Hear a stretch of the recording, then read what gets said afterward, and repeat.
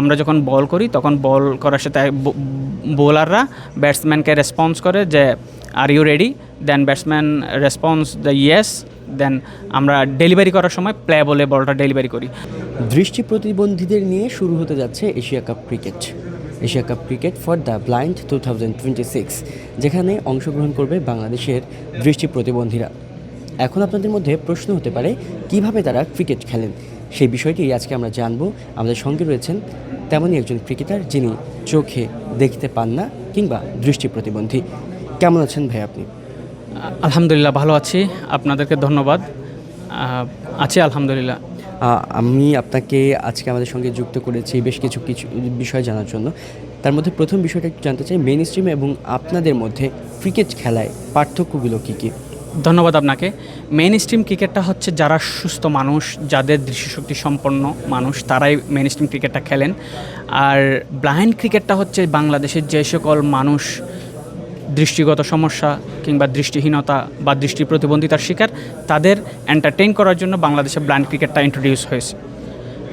আর আমরা যে main stream ক্রিকেটের সাথে ব্লাইন্ড ক্রিকেটের যে পার্থক্য, সেটা হচ্ছে আমরা যে বল নিয়ে খেলি সে বল, আমাদের বলটা হার্ড প্লাস্টিক এবং ভিতরে কিছু মার্বেল থাকে। আর আমরা আন্ডারআর্ম ক্রিকেট খেলি, আর আন্ডারআর্ম ক্রিকেটের মাধ্যমে আমাদের বলটা সাউন্ড করে, যে সাউন্ডের উপর বেসিস করে আমরা ক্রিকেটটা খেলে থাকি। আর পাশাপাশি আমাদের দলের মধ্যে খেলোয়াড়দের ক্ষেত্রে তিনটা ক্যাটাগরির প্লেয়ার থাকে, যেমন B1, B2, B3। B1 হলো সেই সকল প্লেয়ার যারা সম্পূর্ণ দৃষ্টিহীন, তারা কিছুই দেখতে পায় না। আর B2রা হচ্ছে যারা 5 মিটার পর্যন্ত দেখে।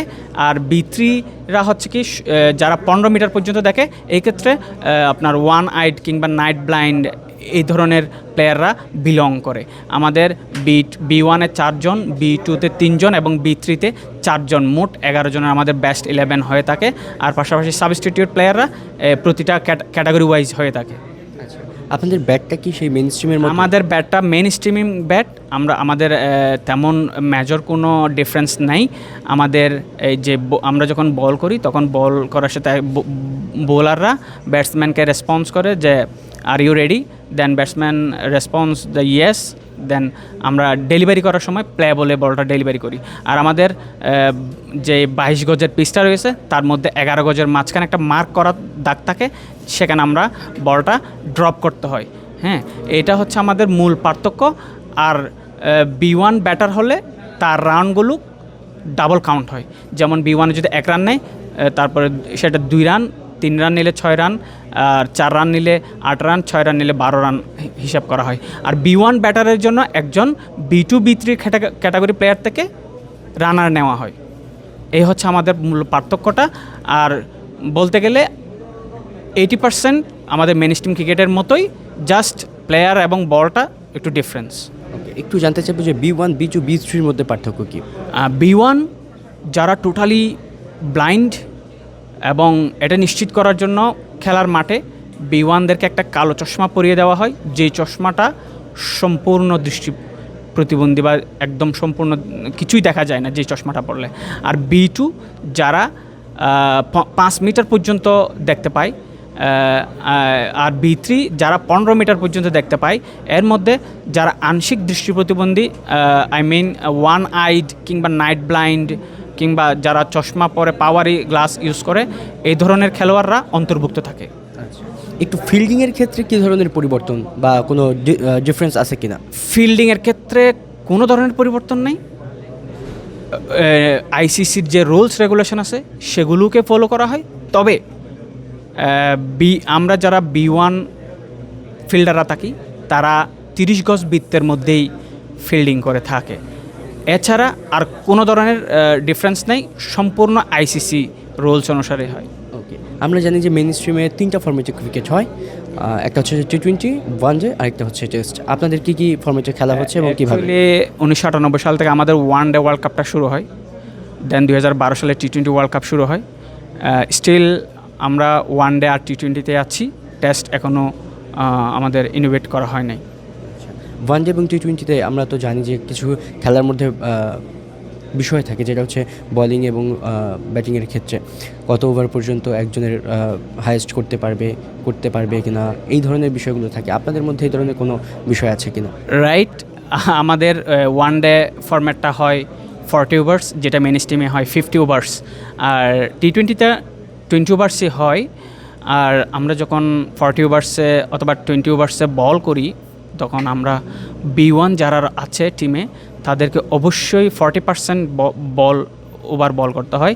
তার মানে 40 ওভারের ম্যাচে আমাদের B1দেরকে অবশ্যই 16 ওভার বল করতে হয়, আর টি-20 ম্যাচে আমাদেরকে অবশ্যই 8 ওভার্স বল করতে হয়। এক্সট্রিম মশার কয়েল প্ল্যান্ট ফাইবার দিয়ে তৈরি, তাই সহজে ভাঙে না, সুগন্ধিযুক্ত ও নিরবিচ্ছিন্নভাবে জ্বলে। ডেঙ্গু, চিকুনগুনিয়া বাহি সহ যে কোনো মশার বিরুদ্ধে দেয় এক্সট্রিম সুরক্ষা। এটা হচ্ছে বোলিং ম্যান্ডেটরি। আর ব্যাটিং করার সময় আমরা আমাদের সার্কেল ওয়াইজ ব্যাটিংয়ে নামতে হয়। যেমন আমরা আমাদের first circle, second circle, third circle. First circle means এখানে আপনার B1, B2, B3 তিন ক্যাটাগরির তিনজন ব্যাটারের সমন্বয়ে ফার্স্ট সার্কেল হয়। এরপরে নেক্সট সার্কেল 3 ক্যাটাগরির 3জন খেলোয়াড়ের সমন্বয়ে সেকেন্ড সার্কেল হয়। আমাদের ফার্স্ট সার্কেলে আমরা যদি B2, B3 নামাই ওপেনিংয়ে, সেকেন্ডলি আমাদেরকে অবশ্যই B3 নামাইতে হবে। তারপর আমরা যদি আবারও B2, B3 নামাই, তারপর আমাদেরকে অবশ্যই B1 নামাইতে হবে। তার মানে প্রতি 3 জনের মধ্যে একজন B1 থাকতেই হবে। এরকম একটা সার্কেল মেনটেন করা হয়, যেটা আমাদের ম্যান্ডেটরি। আপনাদের ক্রিকেটে তো আমরা জানি যে 3টা ক্যাটাগরি থাকে, B1, B2, B3। এই একাদশটা কীভাবে সাজানো হয়? একাদশটা সাজানো হয় আপনার B1-এ 4 জন, B2-তে 3 জন, আর B3-তে 4 জন, এই মোট 11 জন। আমাদের বাকি প্রতিটা ক্যাটাগরি থেকে 2 জন করে এক্সট্রা প্লেয়ার নেওয়া হয়। যদি কোনো B1 প্লেয়ার সাবস্টিটিউট হয়, দেন B1 ওই ক্যাটাগরিটা ফিল আপ করে। আমরা যেটা বলছিলাম যে বাংলাদেশের সাফল্য এই ক্রিকেটে অনন্য, এবং সবশেষ কিছু সিরিজ কিংবা টুর্নামেন্টে বেশ ভালো ফলাফল এসেছে। জার্নিটা কেমন ছিল এবং কী সাফল্য যদি আপনার মুখ থেকে আমরা শুনতে পাই? ধন্যবাদ আপনাকে। 2012 সালে প্রথম বাংলাদেশ আন্তর্জাতিক কোনো টুর্নামেন্টে অংশগ্রহণ করে, তারপর থেকে হাঁটি পা করে আমরা বিভিন্ন টুর্নামেন্টে অংশগ্রহণ করি। তবে বলতে গেলে 2018 সালে আমরা ওডিআই ওয়ার্ল্ড কাপে প্রথম সেমিফাইনালিস্ট হই। তারপর 2022 সালে টি-20 ওয়ার্ল্ড কাপে আমরা প্রথমবারের মতো রানার আপ হওয়ার গৌরব অর্জন করি। 2024 সালে আমরা দ্বিতীয়বারের মতো রানার আপ হওয়ার গৌরব অর্জন করি। মাঝখানে আমরা 2023 সালে ইংল্যান্ডে অনুষ্ঠিত ইন্টারন্যাশনাল ব্লাইন্ড স্পোর্টস অ্যাসোসিয়েশনের মাধ্যমে যে ওয়ার্ল্ড গেম অনুষ্ঠিত হয়েছিল, সেখানে আমরা ক্রিকেটে ব্রোঞ্জ পদক অর্জন করি। আচ্ছা, এছাড়া সিরিজগুলো কেমন ছিল? পাকিস্তান, নিউজিল্যান্ডের বিপক্ষে যে ধরনের সিরিজ আমরা দেখেছি আপনাদের সাফল্য। আমাদের প্রথম বায়োলেটারাল সিরিজ শুরু হয় 2019 সালে নিউজিল্যান্ডে। আমরা নিউজিল্যান্ডের সাথে 5 ম্যাচের একটা টি-20 সিরিজ খেলি। সেখানে আমরা নিউজিল্যান্ডকে 5-0-তে হারিয়ে প্রথমবারের মতো সিরিজ জয় বা হোয়াইট ওয়াশের গৌরব অর্জন করি। পাকিস্তানের সঙ্গে দেন আমরা ইন্ডিয়ার সাথে আমরা একটা 5 ম্যাচ টি-20 সিরিজ খেলি 2025 সালের আপনার ফেব্রুয়ারিতে। সেই সিরিজে আমরা ইন্ডিয়ার কাছে 4-1 সিরিজ হারিয়ে ফেলি। তো ইন্ডিয়া এবং পাকিস্তান তারা খুব ভালো টিম। পাশাপাশি বিশ্বকাপের মতো জায়গায় আমরা বাংলাদেশ এখন একটা নবজাগরণের ডাক দিয়েছে। আমরা খুব ভালো পারফর্ম করতেছি ইনশাল্লাহ। আশা করি সামনে এই এশিয়া কাপে আমরা চ্যাম্পিয়ন হওয়ার জন্য লড়বো ইনশাল্লাহ। আপনাদের এখানে যে আজকে লোগো আনভেলিং হচ্ছে, আগামী 14 নভেম্বর যে টুর্নামেন্টটা শুরু হতে যাচ্ছে এশিয়া কাপের, সেটার, এবং এই লোগো আনভেলিংটা হচ্ছে সাফওয়ান বসুন্ধরা গ্লোবালের পৃষ্ঠপোষকতায়। এই বিষয়টাকে আপনারা কীভাবে দেখছেন?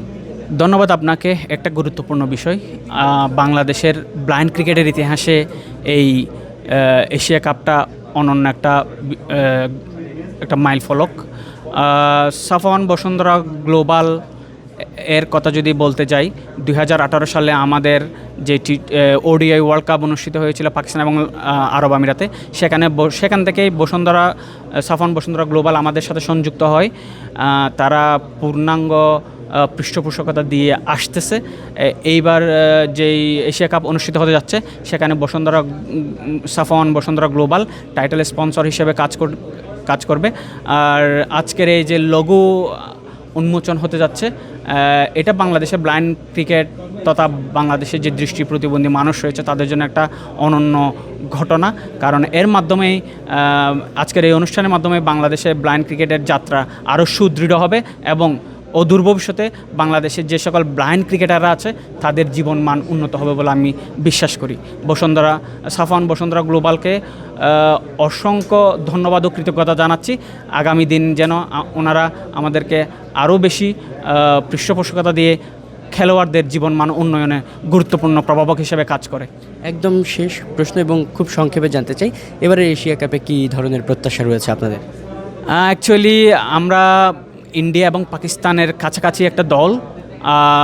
এশিয়া কাপে 6টি দল অংশগ্রহণ করবে এশিয়ার, প্রত্যেকই ভালো দল। তবে আমরা আশা করছি আমরা ফাইনালের জন্য রেডি হচ্ছি এবং আমরা ফাইনাল খেলবো এবং সর্বোচ্চ বিজয়টুকু ছিনিয়ে আনবো ইনশাল্লাহ। ধন্যবাদ আমাদেরকে সময় দেওয়ার জন্য। ধন্যবাদ।